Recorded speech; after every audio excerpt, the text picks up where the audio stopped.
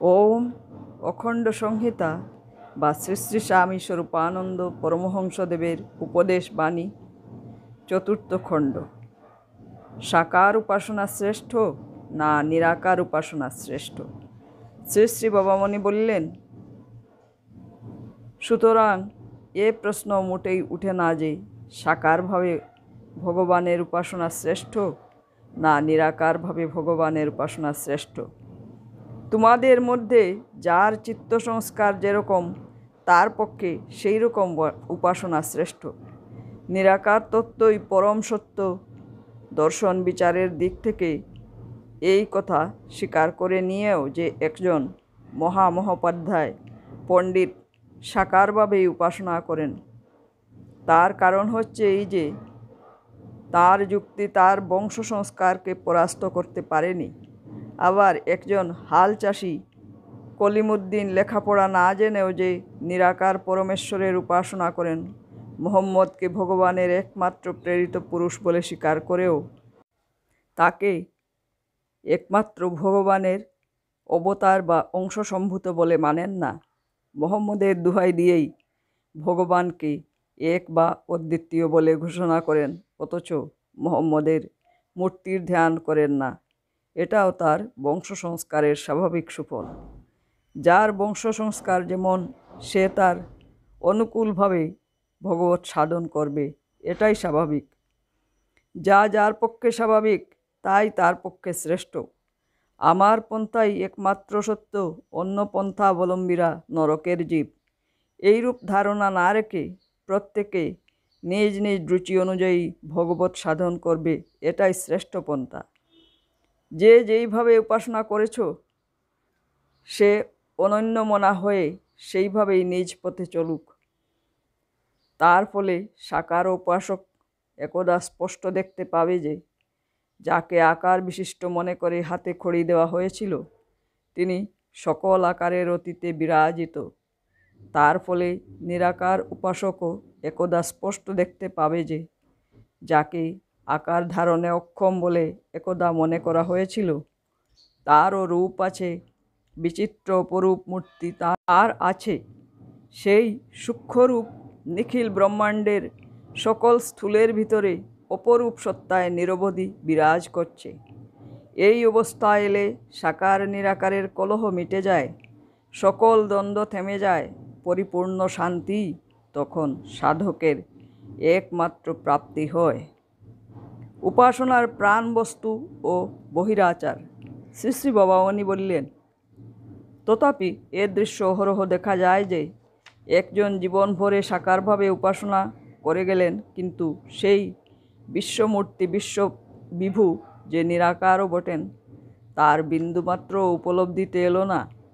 এরূপ দৃশ্য অহরহ দেখা যায় যে একজন জীবন ভরে নিরাকারভাবে ভগবানের উপাসনা করে গেলেন, কিন্তু বিশ্বপালক পরমেশ্বর যে বিশ্বের সর্ববস্তুতে নিজেকেই ছড়িয়ে রেখেছেন এ তত্ত্ব আস্বাদনে এলো না।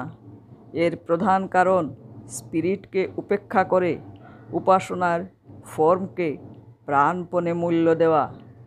বাহ্য আড়ম্বর বা আচারটুকুকেই যারা উপাসনার প্রাণ বস্তু বলে জ্ঞান করে তারা নিজেদের গুড়ামি দিয়ে সকল দিকের সকল সত্যের আগমন পথকে কাটা দিয়ে রুদ্ধ করতে চায়। যে পথেই করি, উপাসনা করার সময়ে আমি কোন তত্ত্বকে আস্বাদন করছি তার প্রতি আমার লক্ষ্য নেই। আমার লক্ষ্য হচ্ছে শুধু উপাসনার ফর্ম ঠিক হলো কি না তার দিকে। মধুপর্কের বাটিটি একটু কাছে বসানো হলো না দূরে সরিয়ে রাখা হলো? নবপত্রিকার বেলপাতাটি কচু পাতাটির উপরে রইল না নিচে পড়ল? এইসব দুশ্চিন্তায় যার প্রাণ শেষ তার পক্ষে দেবী দশভূজার পূজার ফলে উন্নততর কোনো অনুভূতির আশা বিড়ম্বনা।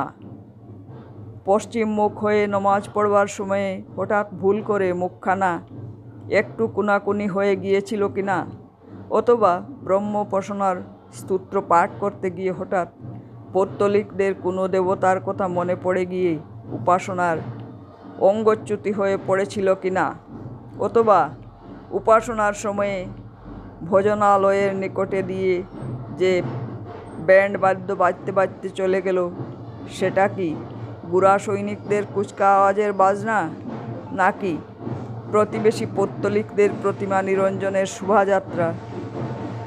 এইসব চিন্তায় সর্বদা মন থাকবে উদ্বিগ্ন। তার কাছেও উন্নততর অনুভূতিসমূহের আগমন খুব সহজ কথা নয়। উপাসনা করতে এসেছি তো এসো ভগবানের পাদপদ্মে একেবারে ডুবে যাই। আমার সকল ত্রুটি, সকল বিচ্যুতি বিস্তৃত হয়ে জগতের সকল লোকের সকল ভ্রম প্রমাদের বিষয় একেবারে উপেক্ষা করে নিজের পরমারাধ্য পরম প্রভুর চরণে একেবারে বিকিয়ে যায়। এই বোধ নিয়ে উপাসনায় বসলে তবে তো তার অপার করুণা আমার অন্তরে প্রেম ও প্রবাহ রূপে অবতীর্ণ হবে। অপমার্জনের সময়ে পৈতেটি একটু প্যাঁচ খেয়ে গিয়ে বুড়ো আঙুলের ভিতরে ঢুকলো, নাকি সুজাই ঢুকলো? অঘমর্ষণের সময়ে বৃদ্ধাঙ্গুষ্ঠের গুড়া কি কানের গুড়ায় ছুলো, নাকি চোয়ালের গুড়ায় লাগলো?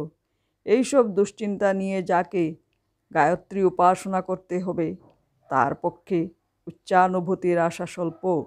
সুতরাং তুমি সাকার উপাসকই হও আর নিরাকার উপাসকই হও, উপাসনার প্রাণবস্তুকে মুখ্য জেনে তাকেই লক্ষ্য করে চলো। বহিরাচারকে তার নিকটে গৌণতর জ্ঞান করো, তাতেই সত্যের উপলব্ধি অবারিত হবে। হরি ওম।